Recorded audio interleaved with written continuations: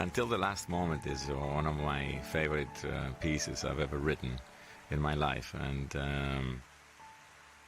it's a very special piece because I wrote it. I remember exactly where I was when I wrote it. I was in Greece. It was towards the end of August. Everybody was gone. I was there at my house by myself. And when I was composing it, I got the idea one evening, and everybody was asleep in the house. And then when my dad woke up the next day, I showed him half the piece. And then the next couple of days, he got the opportunity to watch me compose a piece of music. That made it very special. It was the first time that he ever saw me create the piece.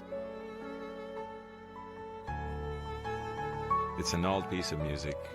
The first time we ever performed it was during the Acropolis concerts, but I still love it every time I play it.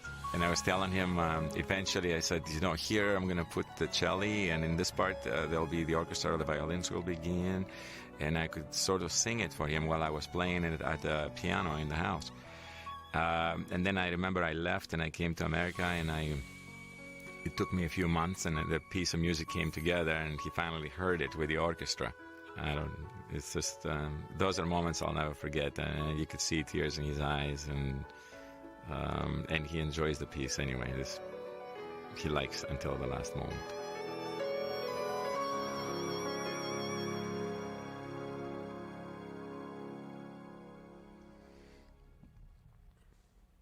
What do you think?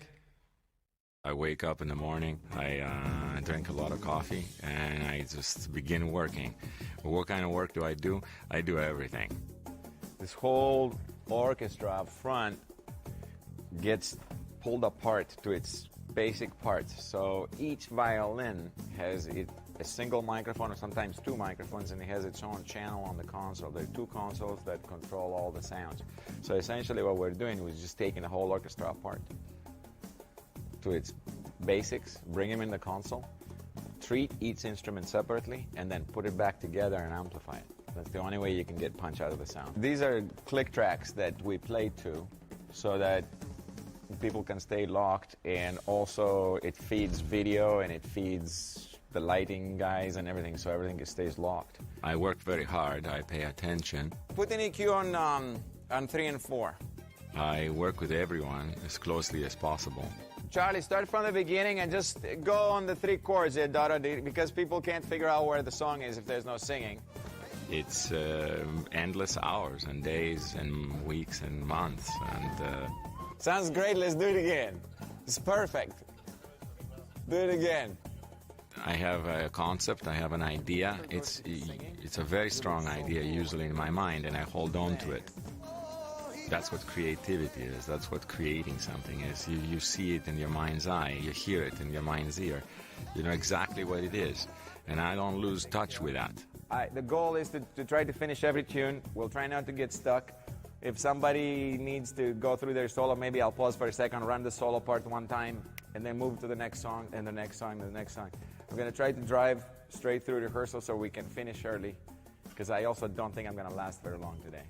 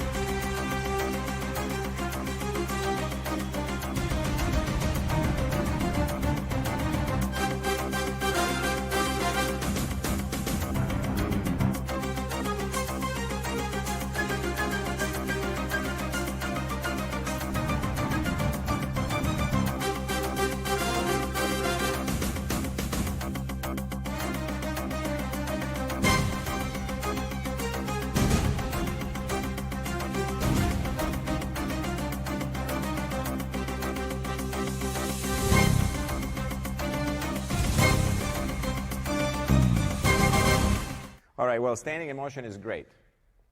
It's working. I don't have a problem with it. It's going to be the opening. In fact, when I get to the keyboard stations at the very beginning, I'm thinking, here it goes, I think I'm going to have lasers going all around, especially on the plucked violin part. and maybe create a cone that actually responds to that plump, plump, plump, plump, plump. You can just do that.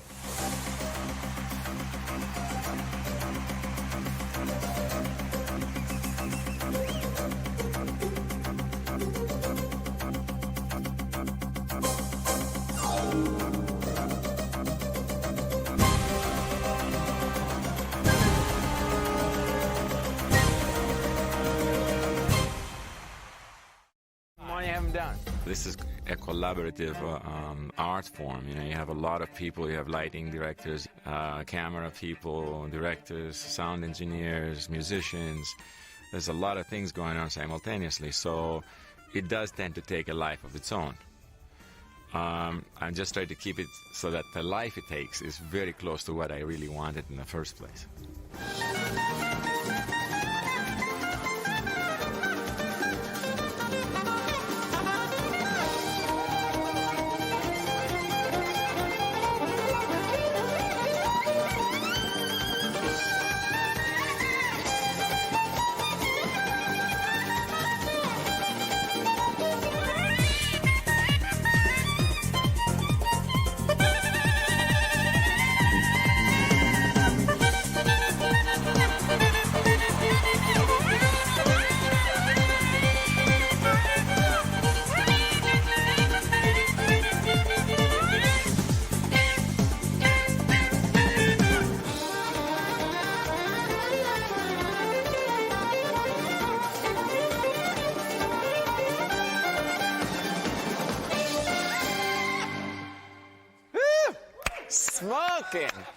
Smoking.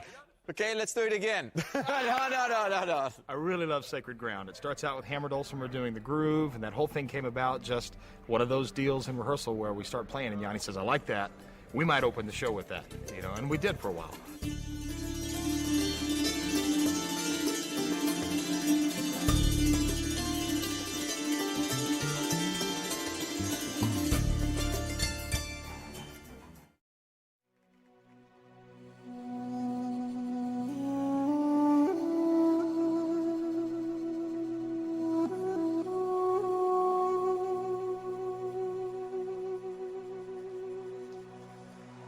The screens behind us are extremely important because they allow you to see close-ups of the musicians.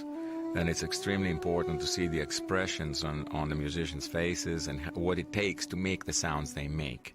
I want people to see that from up close, so they're critical in enjoying the performance.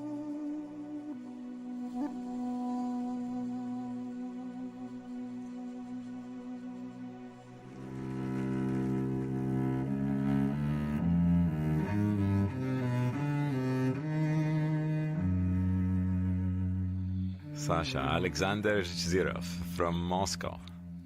What a great cellist. I remember one day he was coming in at rehearsal and I just got this idea in the back of my mind. I just thought, Sasha, come here, bring the cello.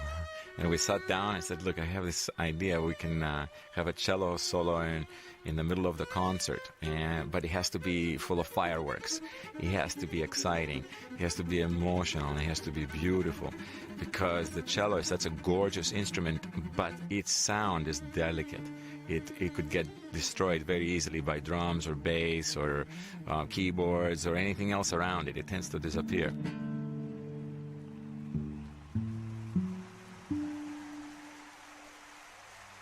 I wanted to show the cello in all its magnificence, isolated.